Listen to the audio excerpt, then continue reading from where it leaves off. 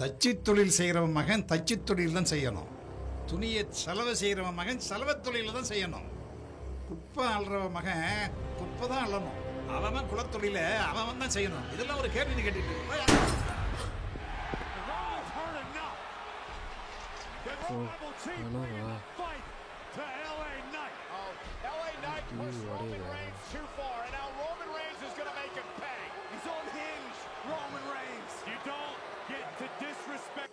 நீங்கள் பார்த்து கொண்டிருப்பது தேசம் டிவி. வணக்கம் நேயர்களே, இது 8 திக்கும் பேசும் 8 நிமிட பேட்டி. இந்த நிகழ்ச்சியின் இந்த வார சிறப்பு விருந்தினர் சமீபத்தில் தமிழக அரசின் திட்டங்களை முழுமையாக மக்களிடம் கொண்டு சேர்த்ததற்காக சிறந்த மாவட்ட ஆட்சித்தலைவர் விருது பெற்ற திருமதி கார்த்திகா IAS அவர்கள். வணக்கம் மேடம். வணக்கம். ஒரு மாவட்ட ஆட்சித்தலைவர் ஆக வேண்டும் என்பது லட்சியமா விபத்தா? நிச்சயம் விபத்து தான்.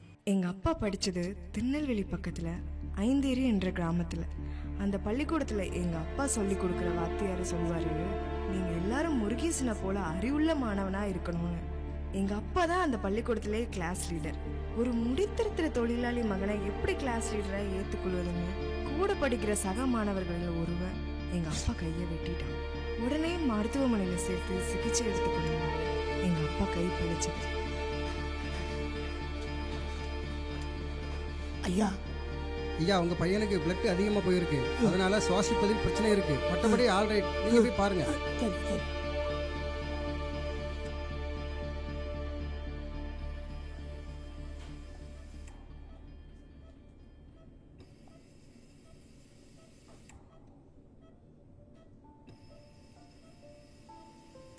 ஐயா,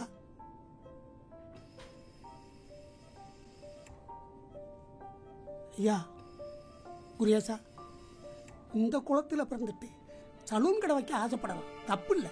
ஆனால் கலெக்டர் ஆகணும்னெல்லாம் நினைக்கப்படாதையா. ஐயா, நாம் இந்த ஊரை விட்டு வேற எங்கேயாவது போய் நம்ம குளத்தொழிலை செஞ்சு பிழைச்சிக்கலாம் ஐயா. எதிர்காலத்துல இந்த சம்பவத்தை கேள்விப்பட்டதுனால தான் அந்த வெறிதான் என்னை கலெக்டர் ஆக்கிச்சு. உங்க குடும்பத்தை பத்தி கொஞ்சம் சொல்லுங்க மேடம். குடும்பத்தை பத்தி சொல்லணும்னா, தாத்தாவுடைய மரணத்துக்கு பிறகு அப்பா இங்க குலத்தொழிலான முடித்திருத்தும் தொழில செஞ்சாங்க. கடைக்கு போறீங்க? முடி வெட்டணும். சரி, நான் வயலுக்கு போயிட்டு. சரிங்க ஐயா, சரிங்க.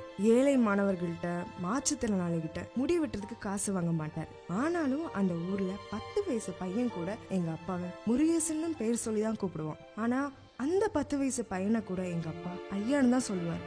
இங்க ஐயாங்கிறது சொல்லக்கூடிய வார்த்தைகளா மட்டும்தான் இருக்கு, பெறக்கூடிய வார்த்தைகளா இல்ல.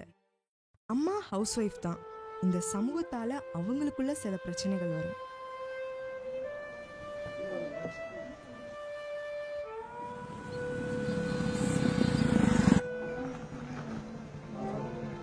என்ன முருகேசா?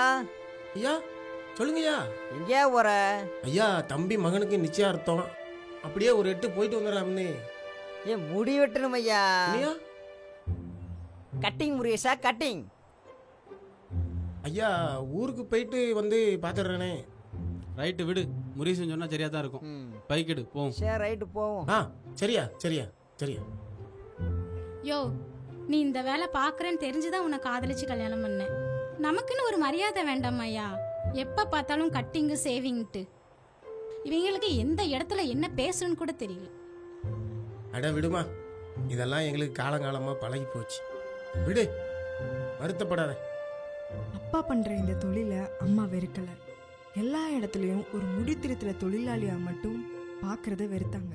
ஒரு மாவட்ட ஆட்சித்தலைவரையும் தாண்டி உங்களுடைய பொழுதுபோக்கு நூல் படிப்பது, நூலகத்தை திறப்பது.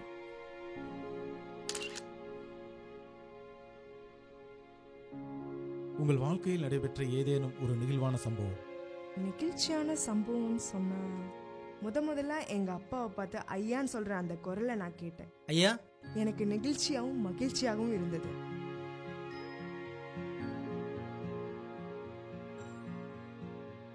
யாரு?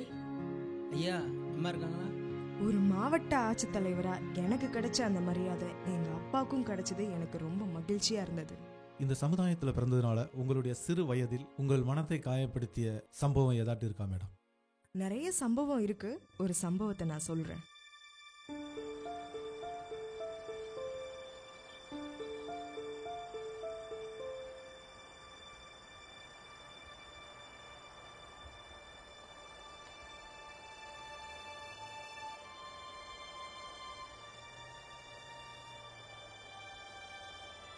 ஐயா வணக்கம். பாப்பா முடி வெட்டி விட்டுப்பா. ஆ சரியா.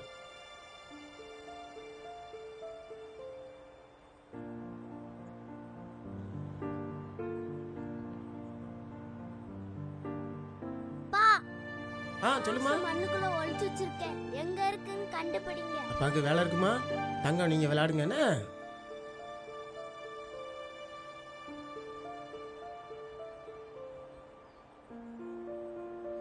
ஐயா முடிஞ்சதுயா. முரேசா இந்த வச்சுக்கோ. சரியா.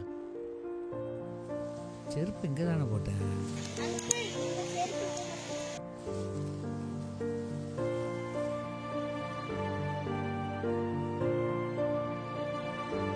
முருகேசா, உன் பொண்ணு என்ன அங்கிலும் கூப்பிட்றா? அப்போ என் பையனை பார்த்தா மச்சான் கூப்பிடுவாளா? யாரை எப்படி கூப்பிடுன்னு சொல்லி வளர்க்க முடியாப்பா. என்னப்பா இது? இனம் புரியாத அந்த வயசுல என்னை பத்தி என்ன பேசினாங்கன்னு தெரியாது, ஆனா தப்பா பேசினாங்க மட்டும் புரியுது. Sorry madam. பரவாயில்ல. இந்த சமுதாயத்தில் இப்பவும் இருக்கும் ஜாதி ஆதிக்கம் கொண்ட மனிதர்களுக்கு நீங்கள் சொல்லும் செய்தி. நீங்க கேட்டதுனால ஒரு சம்பவத்தை நான் சொல்றேன். டேய் நீ இந்தா அண்ணே முத்துச்சாமிண்ணே. தம்பி டேய் அவரை தூக்கி விடுறா. தம்பி, அந்த முதியோர் உதவி தொகைக்காக டவுன்ல போய் 2 தடவை பெடிஷன் கொடுத்தையா, கிடைக்கலையா? நம்ம ஜாதிக்காக எவ்வளவோ பண்ணியிருக்கேன். அண்ணே சொல்லுங்க. இதெல்லாம் நீங்க சொல்லி என்ன தெரிய வேண்டியிருக்கு? நீங்களா பார்த்து அந்த உதவி தொகை நீங்க என்ன அழைறீங்க? டேய் சரவணா, இது என்னன்னு பாருண்ணே. சரிண்ணே விடுறா. தலைவரே, இந்த மனு என்ன செய்யறது? அதை தூக்கி தூரம் போடு. சொந்த ஜாதிக்காரங்களால கைவிடப்பட்ட அந்த மனிதருக்கு முதியோர் உதவி கிடைப்பதற்கு அரசாங்கத்திற்கு பரிந்துரை செய்தேன். என் மீதான அவருடைய பார்வை வெறுப்பாக இருந்தாலும் அவர்கள் மீதான என்னுடைய பார்வை அன்பாகத்தான் இருந்தது. அவங்க வேணா இந்த மண்ணில் ஜாதி வெறியை விதைச்சிருக்கட்டும், நான் இந்த மண்ணில் அன்பு, சமத்துவம், சம உரிமை என்ற விதையை விதைச்சுக்கிட்டே இருப்பேன். ஒரு நிமிடம் என்னுடைய எந்த விதமான குறுக்கீடு இல்லாமல் உங்கள் கருத்துக்களை நீங்கள் பதிவு செய்யலாம். ஒரு மனிதனை மதிக்க தெரியாத எந்த தத்துவமும், எந்த கோட்பாடும், எந்த கலையும், எந்த ஓவியமும், எந்த இசையும், எந்த வழிபாடும், எந்த பண்பாடும், எந்த பெருமிதமும், எந்த வாழ்க்கை முறையும் என்னால் ஏற்க முடியாது அப்படின்னு சொன்ன பெரியாரோட தத்துவத்தை நான் நினைவு